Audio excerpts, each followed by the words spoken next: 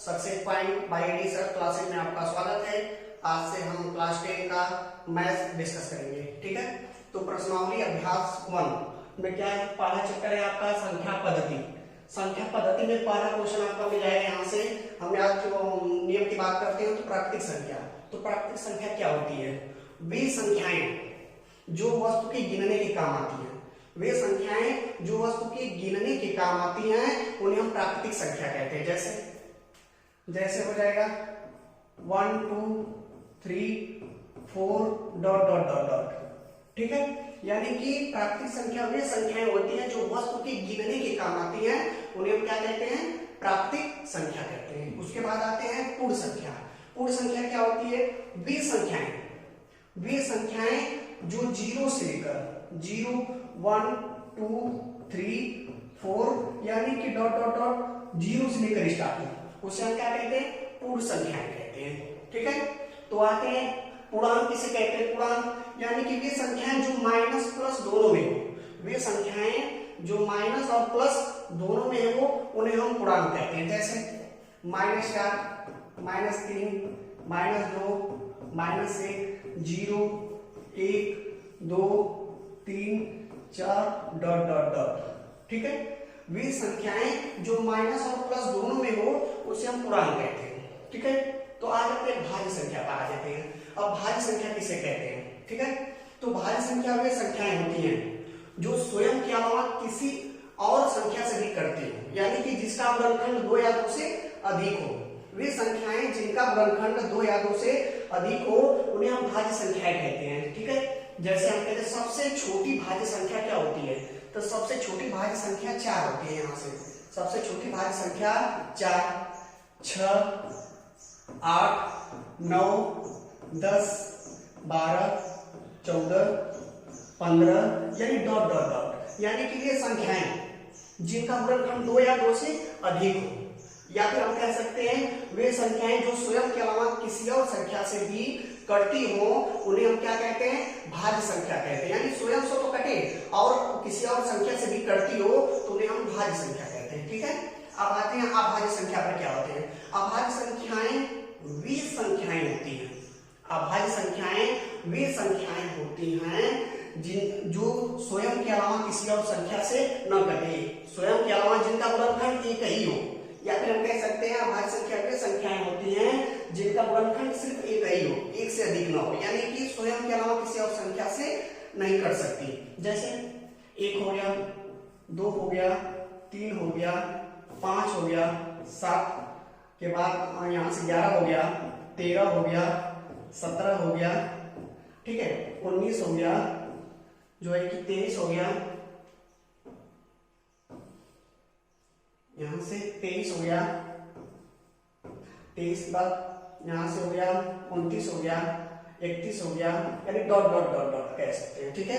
वे संख्याएं जिनका गुणनखंड 1 से अधिक न हो, या फिर कह सकते हैं वे संख्याएं जो स्वयं के अलावा किसी और संख्या से न कटे उन्हें हम क्या कहते हैं? अभाज्य संख्या कहते हैं, ठीक है। यानी भाज्य और अभाज्य में आपको कंफ्यूजन हो सकता है, ठीक है। भाज्य संख्याएं वे संख्याएं होती हैं जिनका गुणनखंड 2 या 2 से अधिक हो, या कह सकते हैं भाज्य संख्या वे संख्याएं होती हैं जो स्वयं के अलावा किसी और संख्या से भी करती हो, उन्हें हम क्या कहते हैं? भाज्य संख्या कहते हैं, ठीक है। और अभाज्य संख्या क्या है? अभाज्य संख्या वे संख्याएं होती हैं, वे संख्याएं होती हैं हम जो स्वयं के अलावा किसी और संख्या से न कटे, यानी कटे तो सिर्फ अपने से कटे और कोई संख्या से इसमें न कटे, ठीक है। जैसे हो गया 1 हो गया, 2 हो गया, 3 हो गया, 5 हो गया, 7 हो गया, 11 हो गया, 13 हो गया, 17 हो गया, 2 भी हमारी क्या है? अभाज्य संख्या है, ठीक है। आइए आते हैं यहाँ से सभाज्य संख्या क्या होता है? सभाज्य संख्या वे संख्याएं, वे दो संख्याएं कह सकते हैं, वे दो संख्या जिनका मासा क्या हो, जिसे हम कह सकते हैं एचसीएफ, जिनका एचसीएफ क्या हो? 1 हो, यानी वे दो संख्याएं जिनका मासा 1 हो उन्हें हम क्या कहते हैं? सभाज्य संख्याएं। जैसे देखो 3 4 5 6 8 9, यानी कह सकते हैं जिनका भी मासा 1 हो, वे दो संख्याएं जिनका मासा 1 हो उन्हें हम सभाज्य संख्याएं कहते हैं, ठीक है। सभाज्य संख्या के बाद आता है सम संख्या। सम संख्या किसे कहते हैं? यानी वे संख्याएं जो 2 से कट सकती हो, जो 2 से कट सकती हो उन्हें हम सम संख्या कहते हैं। यानी हम कह सकते हैं 2 से कटने वाली संख्याओं को सम संख्या कहते हैं। जैसे 2 हो गया, 4 हो गया, 2 हो गया, 4 हो गया, 6 हो गया, 8 हो गया, 10 हो गया, 12, 14, 16, 18, 20, यानी डॉट डॉट डॉट। हम कह सकते हैं वे संख्याएं जो 2 से कट सकती हो उन्हें हम सम संख्या कहते हैं। ठीक है, वे संख्याएं जो 2 से कट सकती हो उन्हें हम क्या कह सकते हैं? सम संख्या कहते हैं। अब विषम संख्या किसे कहते हैं? वे संख्याएं जो 2 से न कटे, यानी विषम संख्या वे 2 संख्याएं होती हैं, कह सकते हैं वे संख्याएं जो 2 से न कटे उन्हें हम क्या कहते हैं? विषम संख्या कहते हैं। जैसे हो गया 1, 3, 5, 7, 9, 13, 15, 17, 19, 21, ठीक है, डॉट डॉट डॉट। यानी कह सकते हैं 2 से न कटने वाली संख्या को विषम संख्या कहते हैं और 2 से कटने वाली संख्या को सम संख्या कहते हैं। सम संख्या किसे कहते हैं? वे संख्याएं जो 2 से कट जाए, यानी 2 से पूर्ण रूप से विभाजित हो जाए, उसे हम कहते हैं सम संख्या। और विषम संख्या वे संख्याएं जो 2 से न कटे, यानी 2 से पूरी संपूर्ण रूप से न कटे। 2 से काटने पर देखिए, अगर 2 से इसे काटते हैं 3 को तो शेष 1 बच जाता है आपका। ठीक है, अब 5 को 2 से काटते तभी भी शेष 1 बचेगा, और जो है 7 को 2 से काटेंगे तभी भी जो है कि क्या बचेगा? तभी भी 1 बचेगा। ठीक है, यानी शेषफल उसका ना बचे, कह सकते हैं। ठीक है, तो सम संख्या और विषम संख्या हो गया। आते हैं परमेय संख्या। परमेय संख्या किसे कहते हैं? वे संख्याएं जिन्हें हम p बटा q के रूप में, जिन्हें हम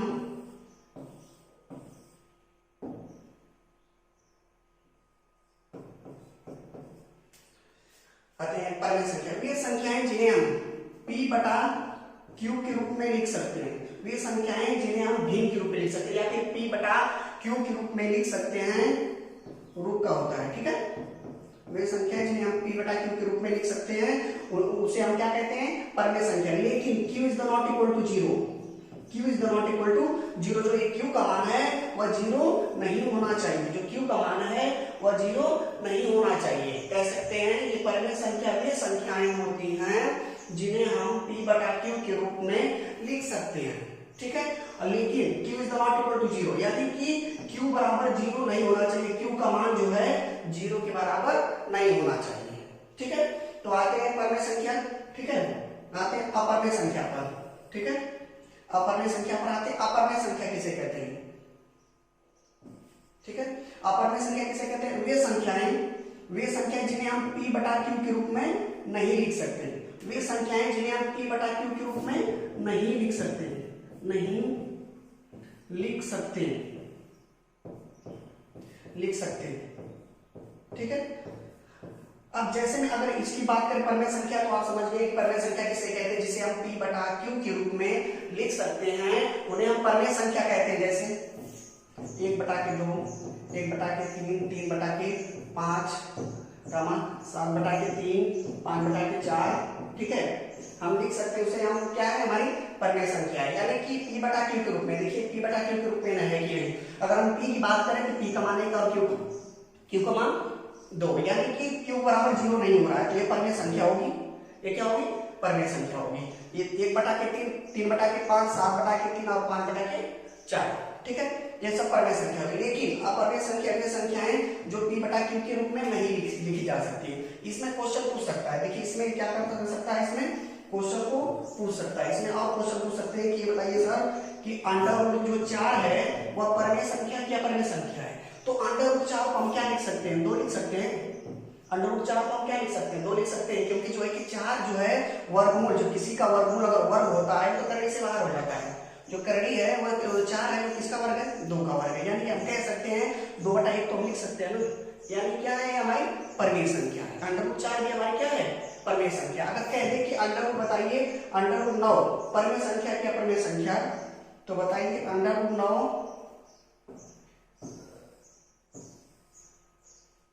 ठीक है, ये बराबर हो जाएगा। अब बताइए कि अंडर रूट 9 परमेय संख्या क्या परमेय संख्या? तो बेझिझक बताइए आप परमेय संख्या। क्यों? क्योंकि 9 जो है 3 का वर्ग है। 9 किसका वर्ग है? 3 का वर्ग है, अतः 3/1 हम लिख सकते हैं, यानी हम कह सकते हैं यह स्वतंत्र प्रवर्ग है, इसलिए परमेय संख्या कहलाएगी 3/1, यानी क्यू का मान यहाँ पर 0 नहीं हो रहा है, यहाँ पर क्यू का मान 1 माना जाएगा। ठीक है, तो यहाँ पर परमेय संख्या होगी। अगर कह दिया आपसे कि ये बताइए हमारे साथ पाई जो होती है, ये पाई, ठीक है, ये पाई जो होती है, पाई बताइए पाई परमेय संख्या क्या परमेय संख्या? तो पाई जो होती है अपरमेय संख्या होती है, क्या होती है? यहां से पाई जो होती है अपरमेय संख्या होती है।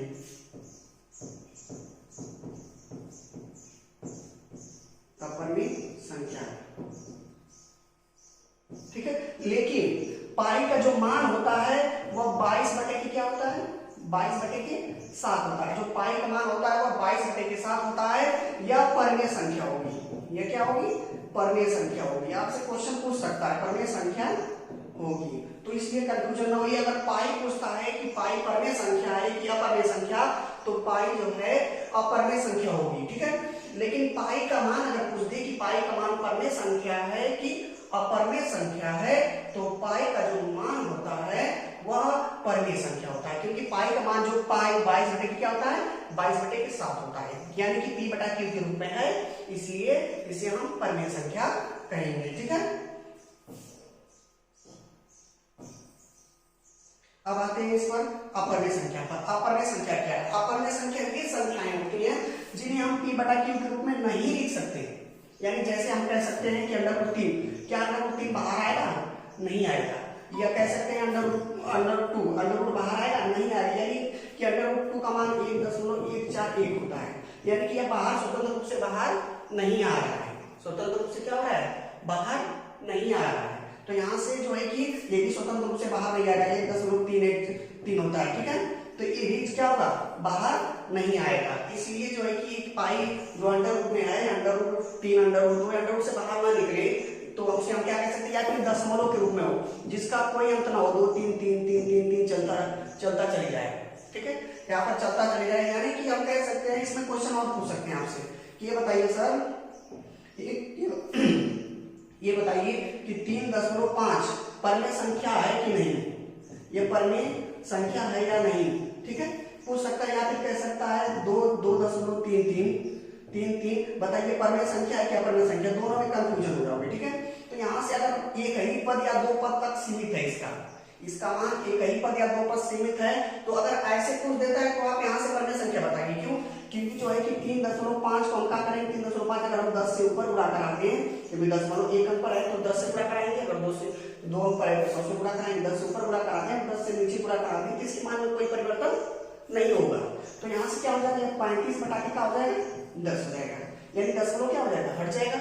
तो 35/के जब 10 हो जाएगा तो 5 से काट दीजिए, 5 × 10 और 5 7 35, 7/2 बताइए परमेय संख्या है कि अपरमेय संख्या? आप ही बताइए, परमेय संख्या है कि अपरमेय संख्या? तो सिंपल सी बात है, ये लौक रहा है कि क्या है? परमेय संख्या है। ठीक है, ये लिख रहा है यहाँ पर कि क्या है?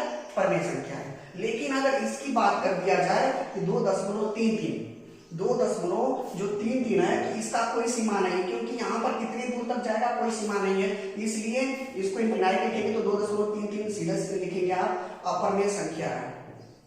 क्या है? अपरिमेय संख्या है। यह 2 इसकी कोई सीमा नहीं है, हम क्योंकि इसे हल नहीं कर सकते हैं, इसलिए यह अपरिमेय संख्या है। अगर इसका कोई निश्चित सीमा होती तो जो है कि निश्चित सीमा के लिए हम जो है कि यहाँ से हम जो है कि जितने अंक पर दशमलव होता है उसके हिसाब से जो है कि उसको हल करके बता सकते हैं कि परमेय संख्या है कि अपरमेय संख्या है। ठीक है, तो यहाँ से बात करते हैं निरपेक्ष। ठीक है, यहाँ से हो जाएगी सामवर्ती संख्या। ये सामवर्ती संख्या क्या होती है? यहाँ से आपको परमेय संख्या और अपरमेय संख्या की बात कर रहे हैं। ठीक है, तो सामवर्ती संख्या क्या होगी? ठीक है, सामवर्ती संख्या वे संख्याएं होती हैं जो p/q के रूप में तो लिखी जाती है, p/q के रूप में तो लिखी जाती है, पर q का जो मान होता है, जो q का मान होता है 2 × n × 5 यम के रूप का होता है। अगर रूप का होता है तो ठीक है, सामवर्ती संख्या जिसे आप p/q के रूप में तो लिख सकते हैं, लेकिन q का मान जो होता है, q का मान होता है 2 × n और 5 × m के रूप का होता है। ठीक है। अगर इस रूप का होता है तभी जो है कि शांतवर्ती संख्या होगी, नहीं तो शांतवर्ती संख्या नहीं होगी। यानी कि कहने का मतलब है कि वे संख्याएं जो 2 और 5 से कटे, सिर्फ या फिर 2 से कटे या फिर 5 से कटे या फिर 2 और 5 दोनों से कटे, ठीक है। हम कह सकते हैं वे संख्याएं जो 2 से कटे सिर्फ या 5 से कटे, ठीक है, या 2 और 5 दोनों से कटे, यानी तीसरा कोई इसमें नहीं आना चाहिए। अगर तीसरा आ जाता है तो अशांतवर्ती संख्या हो जाती है, यानी 2 और 5 से कटने वाली संख्या को शांतवर्ती संख्या कहते हैं, ठीक है। जैसे हम कहते हैं 20, अगर हम 20 का गुणनखंड करें तो काटते हैं, पहले 2 से काटते हैं 10 बार में कटेगा, 2 से फिर 2 से काटेंगे 5 बार में कटेगा, फिर 5 से काटते हैं 1 बार में कटेगा, यानी कि इसका गुणनखंड 2 भगाते हैं, यानी 5 घाते हम का है क्या? हाँ जरूर है, क्योंकि 2 भगाते हम 2 लिख सकते हैं, 5 भगाते क्या लिख सकते हैं? 1 लिख सकते हैं। अतः हम कह सकते हैं 20 हमारी क्या है? अगर 1/20 दे दे तो 1/20 हमारी क्या है? शांतवर्ती संख्या है। क्या है? शांतवर्ती, यानी कि कह सकते हैं इसका दशमलव प्रसाद शांत होगा, ये हम कह सकते हैं इसका दशमलव प्रसाद क्या होगा? शांत होगा। लेकिन अगर इसी के अलावा अगर 2 भगाते या मान लीजिए 2 भगाते 3 दे दी, 2 दिया गुणे 5 भगाते 3 दे दिया, अब गुणे 3 घाते 2 दे दिया, यानी कि ये दोनों तो हैं पर तीसरा कोई दूसरा आ गया है, इसलिए यह शांतवर्ती संख्या नहीं होगी, ठीक है। तो यहां से देख लीजिए,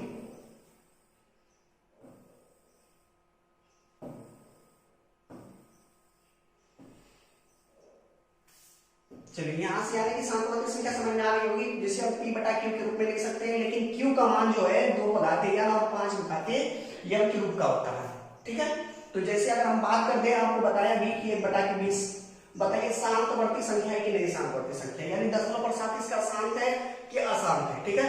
तो हम आसान इसको देखकर बता सकते हैं कि इसका दशमलव प्रसाद शांत है या अशांत है, ठीक है। शांत मतलब होता है कि हम कह सकते हैं जैसे 2.35 तक गया या फिर 2.3333 चलता चला गया, तो ये शांत नहीं है, ये अशांत है, क्योंकि इसकी सीमा कोई नहीं है, कटता चला जाएगा, करता चला जाएगा, करता चला जाएगा, ठीक है। लेकिन इसकी सीमा है 2.35, यानी कि इसको अगर हम हल करें तो हल हो सकता है, यह दशमलव प्रसाद हम कह सकते हैं इसका शांत हो सकता है, ठीक है, पर इसका शांत नहीं हो सकता। तो चलते हैं आगे, क्या कह रहा है? अशांतवर्ती संख्या कह रहा है, अशांतवर्ती संख्या। तो अशांतवर्ती संख्या होती क्या है?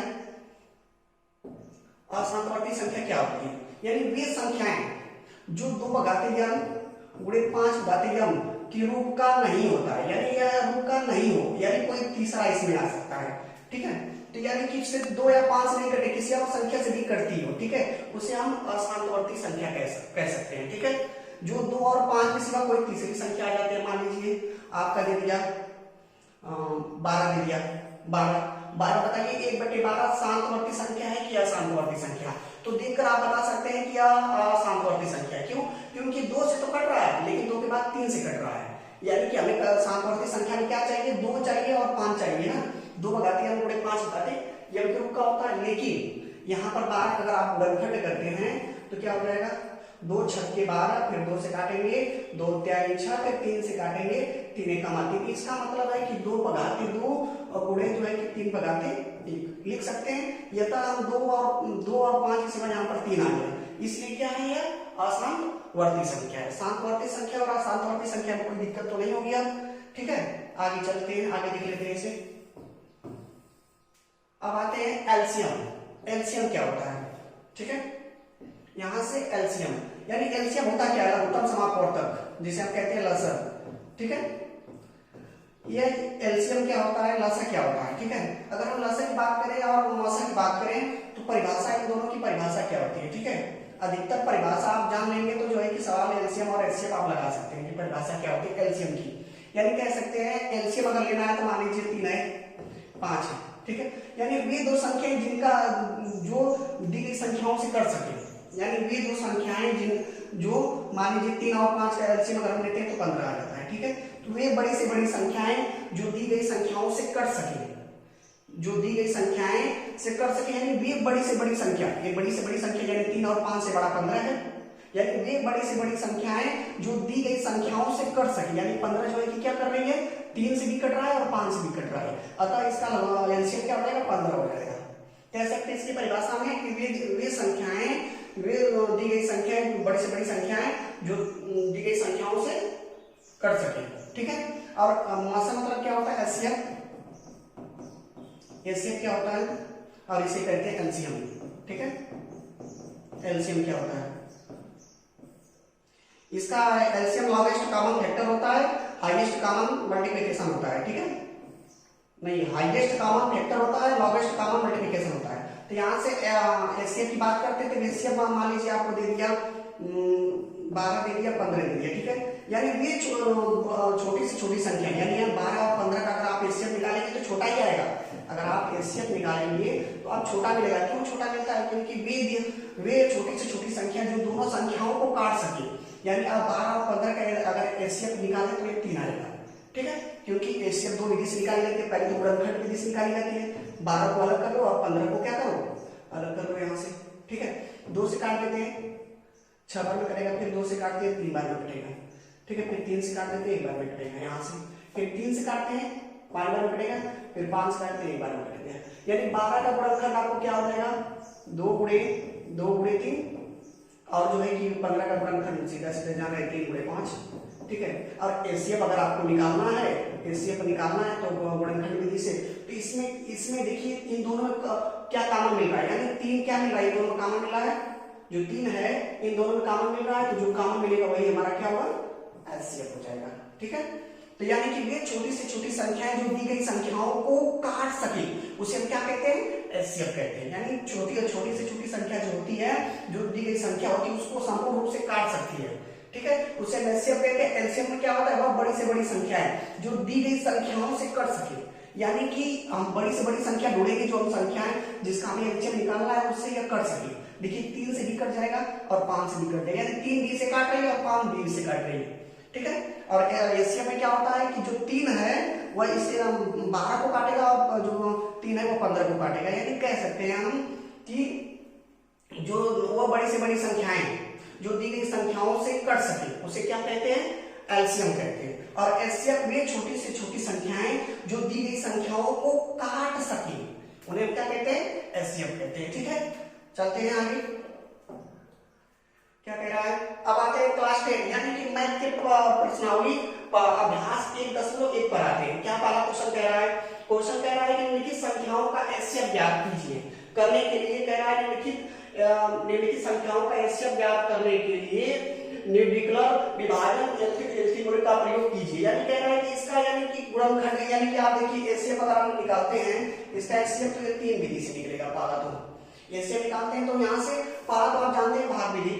ठीक है, और दूसरा है गुणनखंड विधि। अब गुणनखंड विधि में जो है कि यह दूसरा गुणनखंड विधि, क्योंकि उस गुणनखंड विधि का हम प्रयोग करेंगे नहीं। जैसे मान लीजिए 135 है तो 135 लिख लेंगे इधर और 225 लिख लेंगे, 225 लिख लेंगे तो 135 का गुणनखंड कर देंगे, 225 अब जो मिलेगा वो निकालेंगे। ठीक है, लेकिन हम उस विधि से नहीं निकालेंगे क्योंकि यहाँ पर कुछ और पूछ रहा है। ठीक है, तो यहाँ से चलते हैं, यहां से निकालते हैं। यानी 135 है, 135 और 225 में कौन बड़ा है, 225 बड़ा है, तो 225 लिख लेते हैं। यहाँ पर 225 लिख लेते हैं, फिर यहाँ पर बराबर कर लेते हैं। ठीक है, 225 आप यहाँ से पहले एक बात यहाँ से देख लीजिए, यहाँ से पहले एक बात देख लीजिए यहाँ से, क्योंकि निकालने के लिए सबसे पहले आपको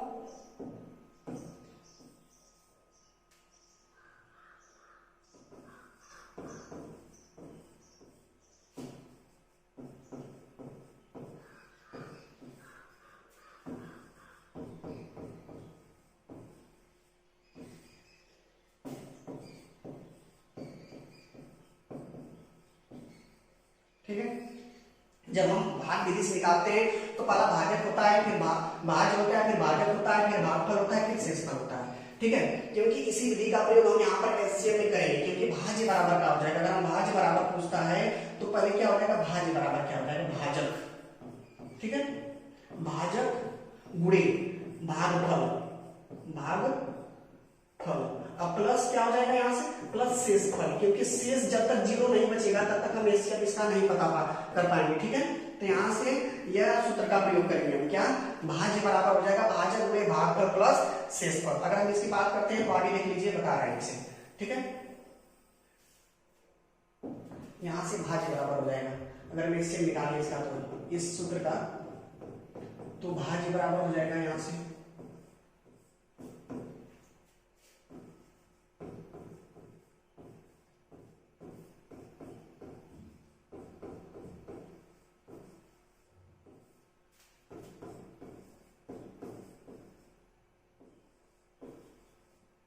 ये क्या है आपका सूत्र है। इसी सूत्र पर जो है कि हम जो है कि गुणनखंड विधि से एचसीएफ निकालेंगे, ठीक है। इसी सूत्र पर पूरी एचसीएफ निकाला जाएगा। यहाँ से हम चलते हैं पहले क्वेश्चन पर। पहला क्वेश्चन आपका क्या कहता है? पहला क्वेश्चन कहता है कि 135 और 225 का एचसीएफ निकालेंगे। तो सबसे इन दोनों में पहले हम देखेंगे सबसे बड़ी संख्या है क्या है। सबसे बड़ी संख्या 225 है। 225 को बाहर कर लेते हैं क्योंकि भाज्य बराबर 225 को बाहर कर लेते हैं। तो 225 बराबर हो जाएगा 135। 135 गुणे, अब 135 में कितने का गुणा कराएंगे? 225 हो, यानी शेषफल कितना बचे, ठीक है। तो 135 अगर हम यहाँ से 35 करते हैं तो एक ही बार भाग जाएगी। अब प्लस कितना लगेगा? तो क्या करेंगे 225 में क्या करेंगे 135 घटा दीजिए, जितना शेष बचेगा आपका जो है कि वो शेषफल हो जाएगा। यानी कि यहाँ से 0 हो गया, यहाँ 12 में से गिर गया 9, यानी कि यहाँ कह सकते हैं 90 बचा। यानी हम शेषफल में क्या लिख सकते हैं 90। यानी फिर अब 135 को यहाँ से उठाएंगे, ठीक है, क्योंकि 135 अब भाग हो गया। ये 135 बराबर हो जाएगा यहाँ से 135 बराबर, अब इस 90 को लेंगे हम 90 गुणे।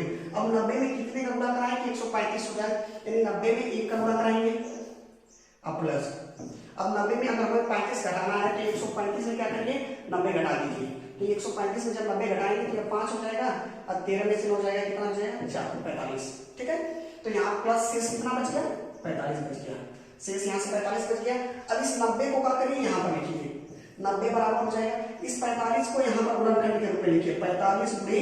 अब कितने का गुणा कराएं कि 90 हो जाए, तो इसमें शेषफल तो बच रहा है 45 गुना के 90, प्लस शेषफल कितना हो रहा है 0 हो रहा है। यानी कि जहां पर शेषफल 0 हो जा रहा है वो हमारा क्या कह रहा है एचसीएफ की बात करते हैं, एचसीएफ की बात करते हैं। तो यह 45 क्या होगा हमारा एचसीएफ होगा। क्यों? क्योंकि 45 एक ऐसी संख्या है जो 90 को संपूर्ण रूप से काट रही है, ठीक है। इन दोनों संख्याओं में से 45 ऐसी संख्या है जो 90 को संपूर्ण रूप से काट रही है। तो हमारी 45 क्या हो जाएगी एचसीएफ हो जाएगा। इसका पहले क्वेश्चन का आंसर हो जाएगा। चलिए दूसरे क्वेश्चन पर चलते हैं यहां से, ठीक है।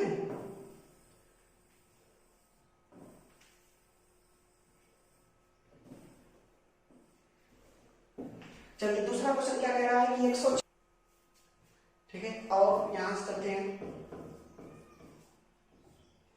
200 क्या है यहां से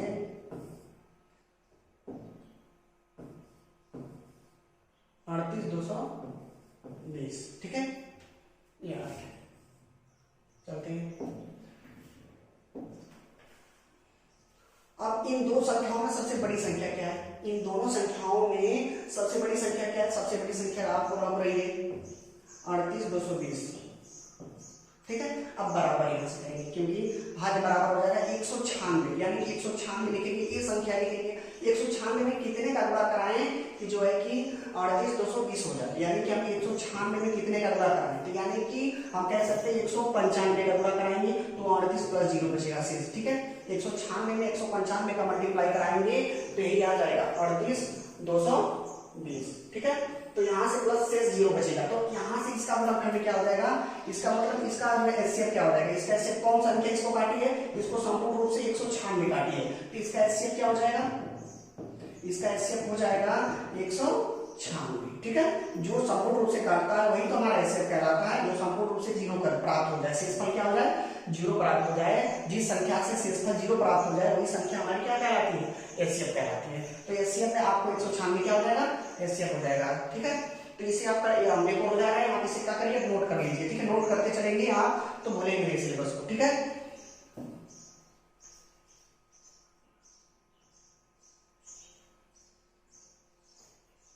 इसे साथ ले लीजिए, ठीक है। चले आगे अगले क्वेश्चन पर चलते हैं, ठीक है। क्या कह रहा है अगला क्वेश्चन? तो अगला क्वेश्चन कह रहा है आपको कि यहां से तीसरा क्वेश्चन, ठीक है। तो कह रहा है 867 और 255, कह रहा है 867 और 255। लेकिन ध्यान दीजिए यहाँ पर आपकी किताब में थोड़ा सा यहाँ पर मिस्टेक लिखा होगा, या फिर 225 लिखा होगा, लेकिन यहाँ पर 225 की जगह आप वहां पर क्या बनाइए 255 बनाइए, क्योंकि पुरानी जो किताब है उस पर जो है कि थोड़ा सा मिस्टेक किया है, ठीक है। तो यहाँ से 867 और 255 का हम एचसीएफ निकालेंगे, ठीक है। तो यहाँ से हम एचसीएफ निकालेंगे तो 867 और 255 में बड़ा कौन है, ठीक है। तो बड़ा हमारा क्या है 867 है, तो यहाँ पर क्या लिखेंगे 867 बराबर क्या हो जाएगा 255, तो हमें लिखना पड़ेगा, तो क्या लिखेंगे 255 255, यानी 255 में कितने का मल्टीप्लाई कराएं, यानी कि हम ऐसा मल्टीप्लाई कराएं कि इससे इसके बराबर हो जाए, इससे अधिक ना हो, कम रहेगा चलेगा पर अधिक ना हो। तो क्या करेंगे हम यहाँ से 3 बार मल्टीप्लाई करेंगे, 2 3 6, 3 बार जाएगा, अब प्लस शेष कितना बच जाएगा, कर लेते हैं गुणा कर लेते हैं इसका, 5 10 15 को 5, 5 10 15 116, ठीक है। तो 3 गुना के 6, 6 1 7 हो जाएगा, यानी 765, 867 में से जो है 765 घटा देंगे तो कितना बचेगा, यहाँ पर 2 हो जाएगा, यहाँ पर 1, यहाँ पर 1, 102 बचेगा, यानी शेषफल क्या बचेगा आपका 102, शेषफल आपका क्या बचा 102। अब फिर क्या करेंगे 255 अब यहाँ लिखेंगे, क्या लिखेंगे 255 को क्या लिखेंगे यहाँ पर लिखेंगे, और 255 बराबर, अब इसको 102 है तो 102 को यहाँ लिखेंगे। अब 102 में कितने का मल्टीप्लाई कराएं कि जो है कि कितना आ जाए 255 हो जाए, 255 से अधिक ना हो, ठीक है, कम रहेगा चलेगा। तो 255 से अधिक यानी कि हम कितनी बार मल्टीप्लाई कराएंगे, 100 गुना के 200, 2 बार मल्टीप्लाई कराएंगे। अब प्लस शेष कितना बचेगा, क्योंकि शेष जो है कि आप अगर घटा देंगे 55 में से 2 घटाएंगे कितना बचेगा, 2 गुना के 4 घटा देते हैं तो शेष आपका क्या बचेगा 51 शेष बच जाएगा, ठीक है। तो अब क्या है यहाँ पर 102 यहाँ पर लिखेंगे 102, क्योंकि इसको तो हम यहाँ पर लिखेंगे, क्रम करते करते आ रहे हैं, देखिए यहाँ से, ठीक है, इस क्रम को हम यहाँ पर लिखेंगे। अब इसको हम यहाँ पर लिखेंगे तो 102 बराबर, अब इसको क्योंकि यहाँ पर लिखेंगे ना, तो इसको हम यहाँ से लिखेंगे, तो यहाँ से 51 में कितने का गुणा कराएं 102 हो जाए, 2 का गुणा कराएं, अब प्लस शेष एक जी नहीं बचा, शेष 0 बच गया। तो कितने बार में 0 हो रहा है 51, कौन सी संख्या इसे काट रही है 102 को, 51 एक ऐसी संख्या है जो इस 102 को काट रही है, ठीक है। यहाँ से गुणनखंड, यहाँ से एचसीएफ अगर निकाले इसका एचसीएफ, यानी एचसीएफ निकाला तो यहाँ पर क्या हो जाएगा इसका 51 हो जाएगा, एचसीएफ क्या हो जाएगा यहाँ से 51 इसका एचसीएफ हो जाएगा, ठीक है। चलते हैं अगले क्वेश्चन पर, इसको उतार लीजिए, ठीक है, 33 में 60 ले लीजिए, ठीक है।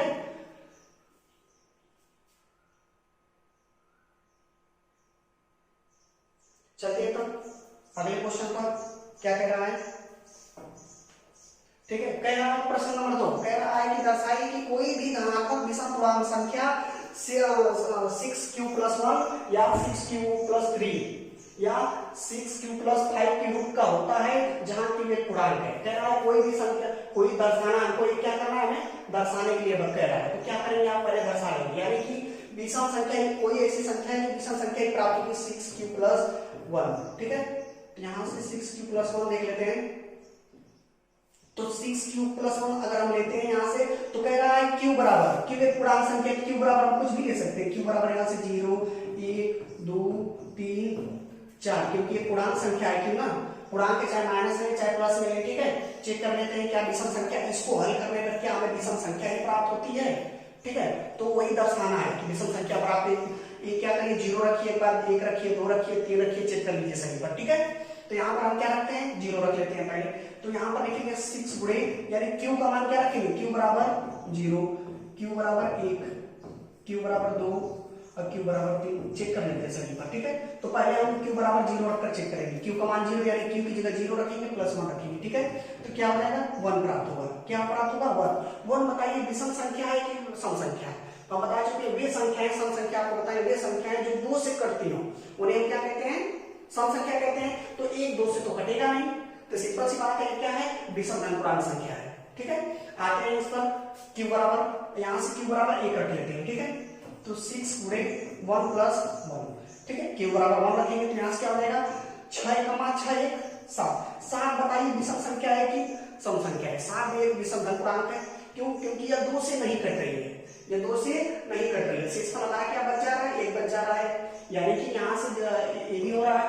तो चलिए दूसरा रख लेते हैं, q बराबर 2 रख लेते हैं, क्या हो जाएगा यहाँ पर 6 गुणे 2 + 1, ठीक है, यानी 6 गुना के 12, 12 में 1 जोड़ देंगे कितना हो जाएगा 13, 13 बताइए विषम संख्या मिल रही है कि नहीं, बस इसी तरह क्या करना है आपको दर्शाना है, आप दर्शा दिए 3, तो अब इसको ले लीजिए, इसको ले लीजिए यहाँ पर, इसको 6q + 3, ठीक है।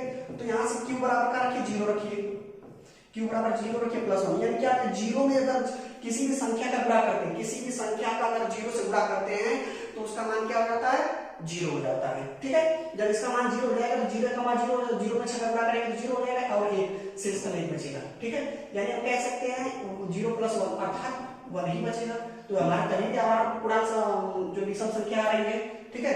तो आते हैं दूसरे पर, 6 क्यू प्लस 3 यहाँ पर है, तो यहाँ पर 6 गुणे क्या रखते हैं, 1 रख लेते हैं, ठीक है, तो 1 रख लेते हैं, 1 प्लस 1 यहाँ से क्या हो जाएगा, यहाँ से 3 है ना, तो 6 में का गुणा करेंगे, 6 का मान 6 हो जाएगा, 6 में 3 जोड़ देंगे 9, तो बताइए 9 समधन पूर्णांक संख्या है कि विषमधन पूर्णांक संख्या है, सिंपल सी बात है विषमधन पूर्णांक संख्या, क्यों, क्योंकि ये 2 से नहीं कट रहा है, यानी शेषफल क्या बच जा रहा है, एक बच जा रहा है, 9 से 2 को काटे तो 2 चौक को 8, शेषफल क्या बच रहा है, 1 बच रहा है ना, तो यहाँ से हम कह सकते हैं कि ये जो है कि विषमधन पूर्णांक संख्या है, ठीक है। तीसरा चेक कर लेते हैं 6 प्लस 5 के रूप का चेक कर लेते हैं, 6 गुणे 1 प्लस 5 इक्वल कितना आ जाएगा, 6 5 11, यानी क्या कर सकते हैं इसे 11 ये बताइए कि जो 11 है समधन पूर्णांक संख्या है कि विषमधन पूर्णांक संख्या है, तो सिंपल सी बात है, लॉ पर आपको दिख रहा है आपको कि जो है कि ये विषमधन पूर्णांक संख्या है, क्यों,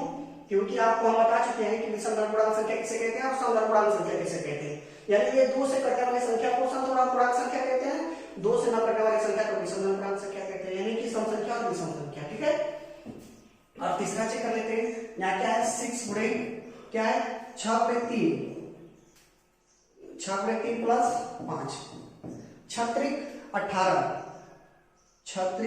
18 में 5 जोड़ देंगे 23 हो जाएगा, ठीक है। 23 भी एक ऐसी संख्या है जो 2 से नहीं कटेगी, ठीक है, 23 भी एक ऐसी संख्या है जो 2 से नहीं कटेगी, सिंपल सी बात है विषमधन पूर्णांक संख्या, यानी कि आप इसी रूप में आपको दर्शाना है, इसी रूप में क्या करना है, इस क्वेश्चन को दर्शाना है, आपका वही आंसर होगा, इस रूप में अगर आप दर्शाते हैं तो ये आपका क्या होगा, आंसर होता है, ठीक है। इसे स्क्रीनशॉट ले लीजिए, तो उतार लीजिए वीडियो को, ठीक है।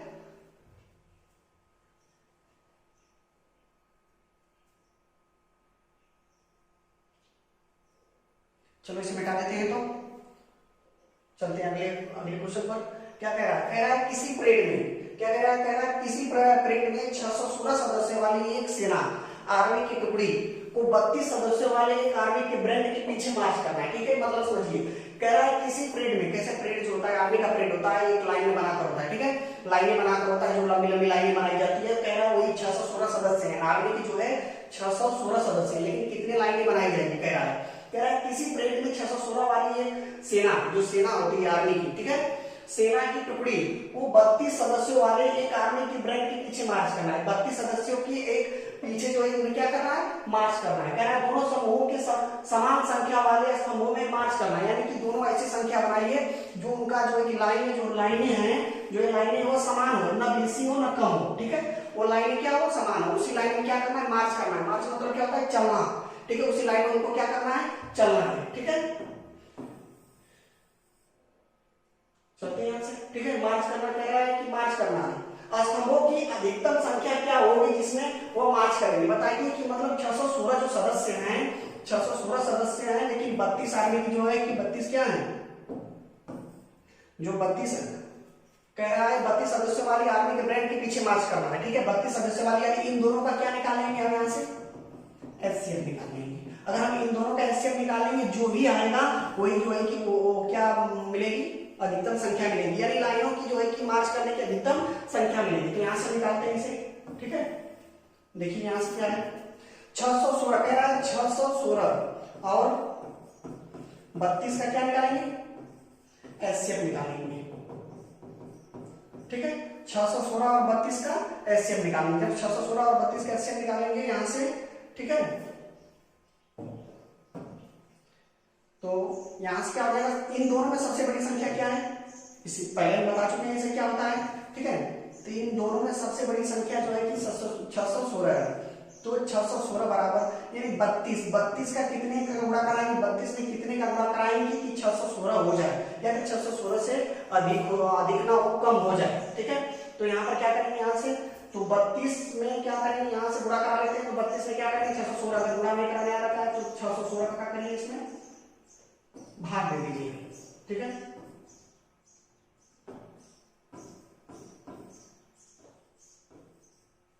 ठीक है, तो 32 गुना 64 एक बार जाएगा, 32 से कमा 32 यानी हम कह सकते हैं कि 32 गुणे 19 और प्लस शेष कितना बचेगा देख लेते हैं, तो यहाँ से 32 से कमा 32 बचा कितना, यहाँ पर लिख देगा 11, 11 में से 2 जाएगा 9, ठीक है, यहाँ पर क्या बचा 5, 5 में से 3 गया कितना बचा 2, 29 हो गया, और यहाँ से कितना हो जाएगा 6 उतर जाएगा, ठीक है, तो 32 9 9 का गुणा कर लेते हैं इसमें, 9 गुणा के 18 को 8, हाथ में कितना लगा 1, और 9 3 27, 27 से 28,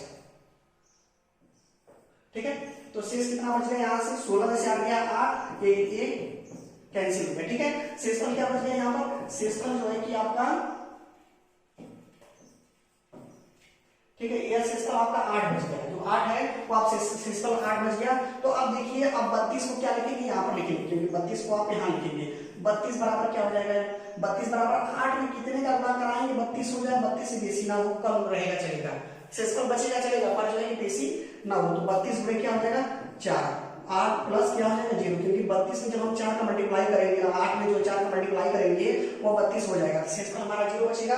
तो हम कह सकते हैं कि इसका एचसीएफ क्या होगा, एचसीएफ 8 होगा। यानी कि हम यहाँ पर कह सकते हैं कि यह जो है कि आर्मी जो ब्रेन के पीछे है वो कितने लाइनें लगानी पड़ेगी, 8 लाइनें लगानी पड़ेगी, जो 8 लाइनें जो है कि आपका इसका आंसर क्या हो जाएगा, ठीक है। इसकी जो इसका जो आंसर होगा वो 8 होगा, ठीक है। कह रहा है कि किसी परेड में 416 सदस्यों वाली एक सेना आर्मी की टुकड़ी को 32 सदस्यों वाले एक आर्मी के ब्रेन के पीछे मार्च करना है। दोनों समूहों को समान संख्याओं वाले स्तंभों में मार्च करना है, ठीक है। यानी कि इनको जो है कि समान लाइन, जो लाइनें हैं वो समान लाइनें, ना बेसी ना कम में मार्च करना, चलना है, ठीक है। तो कितने कितने सदस्य प्रत्येक लाइन में होंगे और कितनी लाइनें बनाई जाएंगी, कितने लाइनें बनाई जाएगी कि जो है कि सदस्य आएंगे, ठीक है। लेकिन एक लाइन में 32 सदस्य होने चाहिए, ठीक है। यहाँ पर चलते हैं, तो जो कह रहा स्तंभों की अधिकतम संख्या क्या होगी जिसमें वो मार्च करना चाहते हैं। तो जो है कि एक लाइन में 32 सदस्य होंगे, तो कितने सदस्य हो, कितनी लाइन बनाई जाएगी, 8 लाइनें बनाई जाएगी। तो इसका आंसर क्या हो जाएगा, 8 हो जाएगा। इसका आंसर हम कह सकते हैं 8 हो जाएगा, ठीक है, ठीक है। अब आगे चलते हैं, यानी कि इसका अब इस पर विराम लगा दें, क्योंकि इसका जो बचा हुआ चैप्टर है आगे आगे नेक्स्ट करेंगे। लेकिन इस वीडियो को लाइक शेयर कमेंट जरूर करिए, सब्सक्राइब करिए, ठीक है। चलते हैं आगे, पसंद आए तो कमेंट जरूर करिएगा, ठीक है। कमेंट में अपना लिखिए कौन सा आंसर, अगर कौन सा क्वेश्चन आपको ना समझ में आए क्या करिए, कौन सा मतलब क्वेश्चन ना समझ में आए कमेंट में जरूर लिखकर बताइए, उसका आंसर देंगे, ठीक है।